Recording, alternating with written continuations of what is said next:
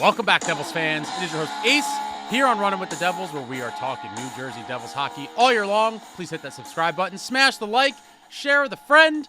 Thank you very much.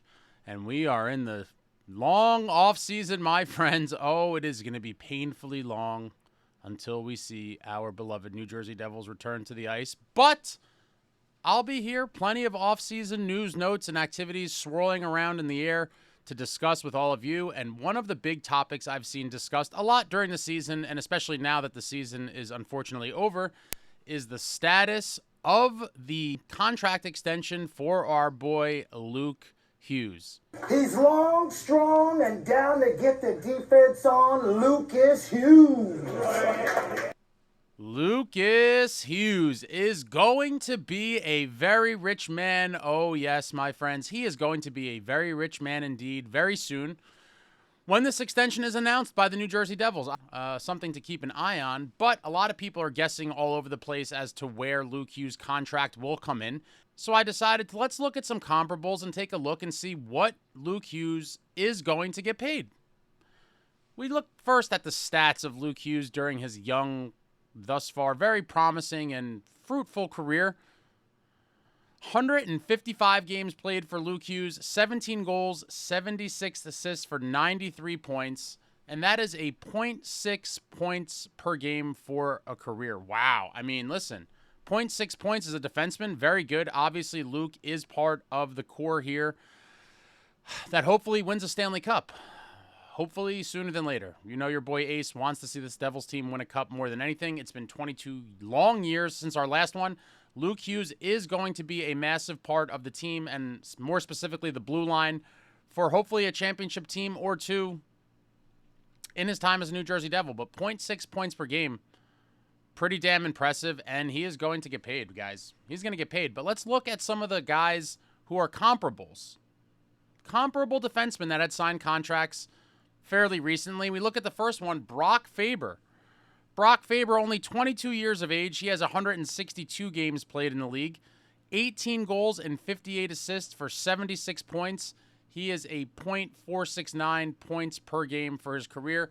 Obviously a good chunk below Luke's 0.6, but similar in age. He's about a year older than Luke, so we're this is very apples to apples here.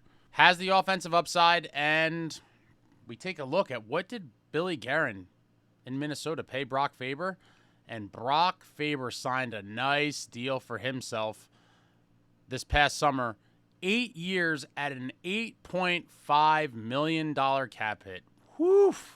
Brock got paid for sure, and that just goes to show how valuable young, good defensemen, specifically offensive defensemen, can be in this league. And Brock Faber got 8.5 times 8, and that was last year. That was last year, guys. So here's comparable number one, in my opinion. Brock Faber, a very good contract to look at when speculating what Luke Hughes is about to get paid. And then we go to another young defenseman who is a comparable, Owen Power of the Buffalo Sabres. He is also 22 years old, about a year older than Luke. And in his career, he's played 242 games, registering 19 goals, 92 assists for 111 points. And that is a .458 points per game on his career.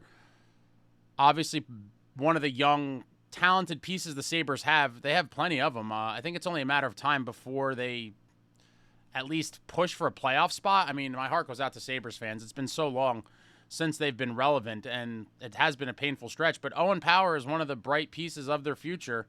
.458 points per game. And what did Owen Power get paid? Owen Power signed a 7-year deal at a cap hit of $8.35 million, my friends. Whew. Another young defenseman getting the bag. Another guy to look at when you're talking about Luke's contract. So when you look at all of these things, Luke being very young, what he's done thus far, what we all think the ceiling is for him, and let's face it, he's getting better and better every year. We saw him take massive strides forward this season under Sheldon Keefe, paired with the crafty veteran Brett Pesce for a lot of the season. Luke's getting better and better, and it's just going to keep. Defensemen take a long time to develop, guys. A lot of people are kind of down on him at points, and it's kind of frustrating to see because he is going to be a stud in this league. You already see the makings of it. He's getting much better defensively. He continues to bring that offensive upside. He could quarterback the power play. uses his speed, size. He's got that nice reach with the nice long stick. Luke does it all. He's going to be worth whatever they give him. And 0.6 points per game thus far in his career does not lie. He is a very valuable piece to this Devils team, and he will be a very big piece for this team to make a run. To make a run and ultimately win a Stanley Cup. We need to see a cup, but Luke's going to be a big part of it. And so taking all these things into consideration, and you also have to take into consideration that the cap is going up, and there's some crazy projections out there for a few years down the line. So with the cap going up, you already know what it is. The salaries are going to continue to climb as well. And with the cap going up and these crazy projections going forward, guys are going to be getting that money. And so when I look at Luke Hughes, I, in my heart of hearts, believe that his upside, the ceiling of Luke Hughes, I believe, is a bit higher than these other two guys in Power and Brock Faber. I really do. Maybe, they might have some tools and capabilities in their game that Luke might not be as good at. But when it comes to pure offensive production, I think Luke might have these guys buried, honestly. I do think the ceiling for Luke Hughes offensively is much higher, and I do think we will see at some point in his career a 60 to 70-point season, or several of them, from Luke Hughes. If he's quarterbacking that power play, getting big minutes, I think 60, 70 points is definitely in his future. He's a complete beast, and so with the cap going up and all of that, realistically, he's worth at least what those guys are making. I mean, at a minimum, right? And with, again, the cap going up, that's justification for an even bigger number. I predicted months ago that Luke's deal would come in between $7 and $8 million earlier on in the season. And that was probably slightly hopeful, but at the time, I think that was kind of accurate. In a vacuum, right, if he wasn't playing with his brother and the whole thing with Quinn in the background and hopefully Quinn wanting to come here, those all play a part in it. I would say to another team, without those attachments to it, you could make the argument that Luke Hughes could be a $9.5 million player or so. I truly believe that in my heart of hearts. The cap going up plays a huge part in it. With these projections, what is $9.5 million going to be in years from now? You're going to start seeing the salaries get out of control, and I think this summer you might see some wild stuff that's going to blow people's minds in free agency. But I do think the fair market value on him is probably around $9.5 million.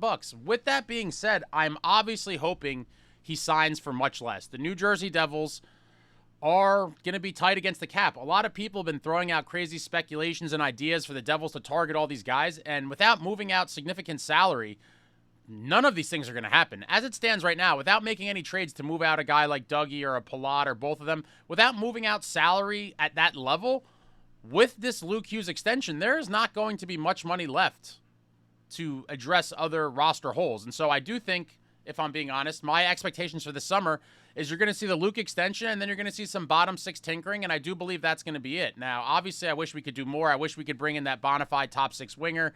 I wish we could do all of these things, but without making some big splashy trades, the money simply is not there. And so looking at all of this, I do think that Luke is easily worth the $9.5 million a year. But as Fitzy has alluded to in the past, guys have to be willing to leave some meat on the bone, as he said, when they're signing these deals. Because if you want to play on a good team, you can't squeeze the organization for every penny you could get, because that takes away from cap space to bring in other guys.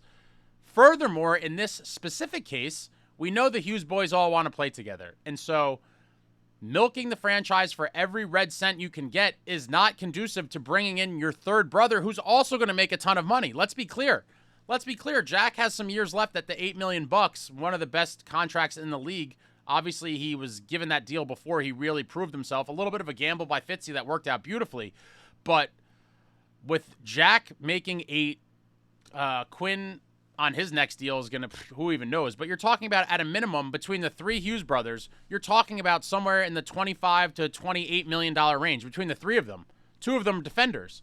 And so I hope this is all very clearly told to Luke Hughes, as I'm sure it will be, that if you guys want this dream to come true, you got to be somewhat team friendly. Now, I'm not saying to, leave millions and millions of dollars on the table.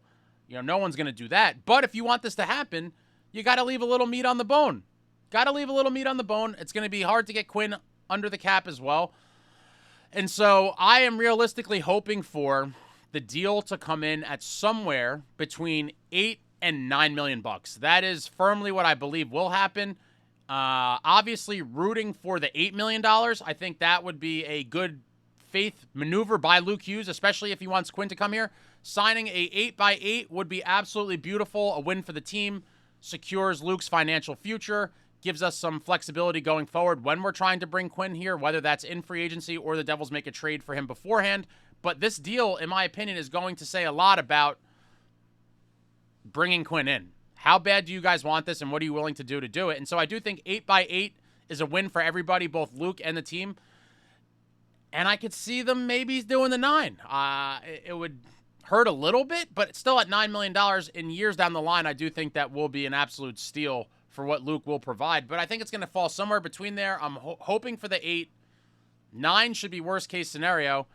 And, you know, maybe it comes in at an 8.25 or an 8.5, somewhere between the 8 and 9. But I'm hoping for closer to 8 or flat 8. And I think 9 is the ceiling, given all the circumstances. Now, if he was on another team, like I said, without the whole thing with his brother and all that other stuff, I do think you could be looking at like a $9.25 and $9.5 million contract. I really do. With the cap going up, that makes a huge difference, guys. And so to only be making, you know, $1 million or a little less than $1 million more than some of these other guys that signed their deals before the cap going up, it makes perfect sense. And I do think Luke is going to prove to be the better player of the group.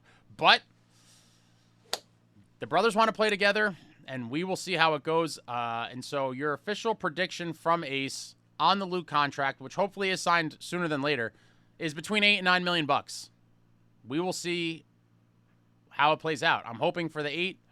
It could be up in the 9. It could be somewhere in between, but I'm thinking right in that range. 8 to 9 million bucks is exactly where this deal should fall.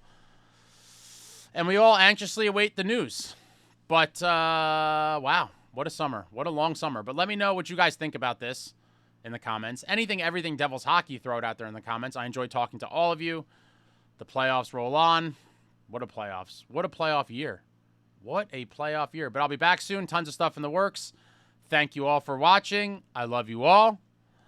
Like, comment, subscribe, and all that jazz. Until next time, friends, let's go.